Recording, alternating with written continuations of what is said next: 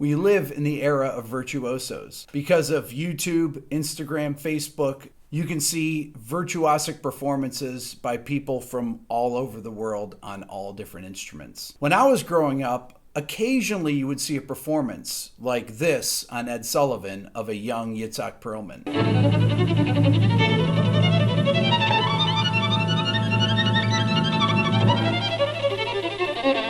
Or even this performance by Oscar Peterson, essentially giving a masterclass on the Dick Cavett Show, another one of the biggest talk shows of the 70s.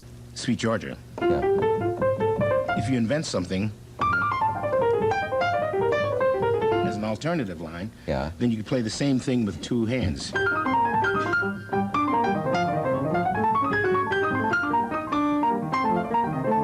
Can you imagine seeing something like that on Jimmy Kimmel or Jimmy Fallon? A player like Oscar Peterson giving a master class with the host asking them questions about how they reharmonize things or how they play two-handed octave lines. Now, getting back to virtuosity, because of these learning tools like YouTube and Instagram, Facebook, any kid anywhere in the world can go on at any time and watch any of the masters from the 40s, 50s, 60s, all the way through today. And they can learn the techniques that they never would have ever been exposed to when I was a kid.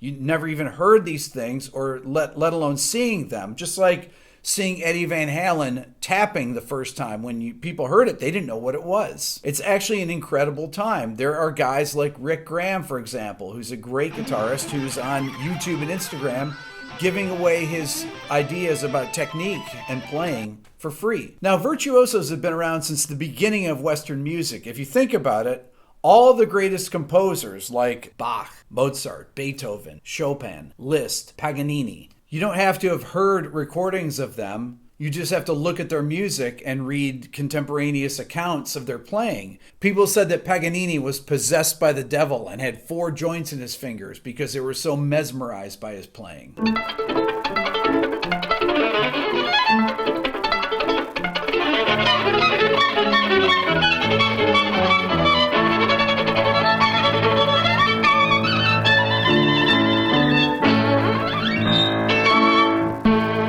That was violinist Jascha Heifetz playing Paganini's 24th Caprice. Let's check out some other great classical virtuosos.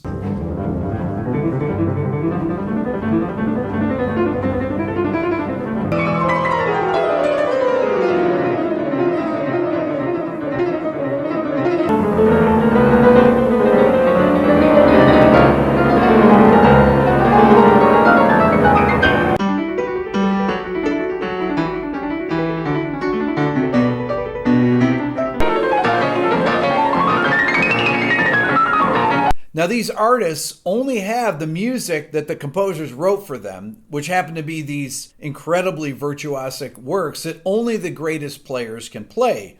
Kissin was just playing the Chopin Opus 28 Prelude in B-flat minor. And you have to be a virtuoso to play these pieces, especially at those kind of tempos. Now, what makes jazz, fusion, and rock completely different than classical music is that you're actually improvising.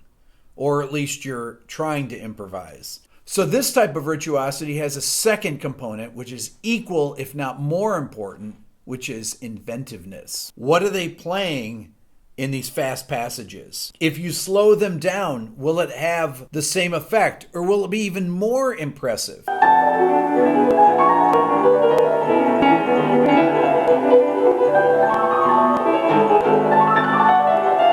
I say yes. The people that are true virtuosos, if you slow down their playing to have speed, the stuff becomes even more incredible. Let's listen to some jazz, fusion, and rock players.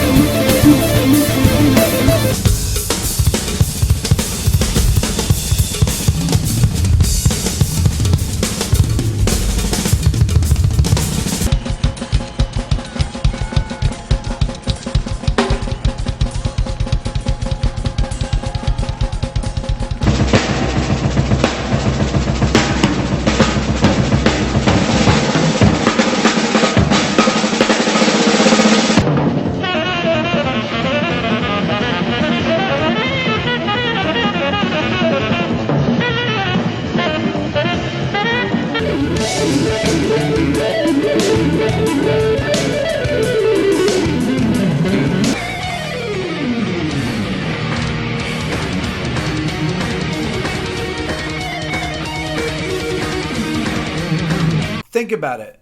We live in a time where any of these videos are available for anyone at any time to learn from. Virtuosity isn't always just about breakneck speed. This clip of George Benson is virtuosic because it is grooving so hard.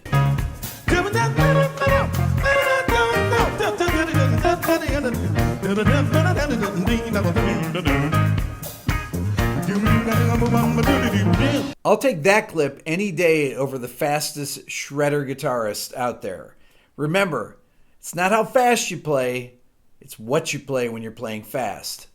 That's all for now. Please subscribe here to my Everything Music YouTube channel. If you're interested in the Beato book, go to my website at www.rickbeato.com. Remember, subscribe to my Instagram, which is @rickbeato1. Thanks for watching.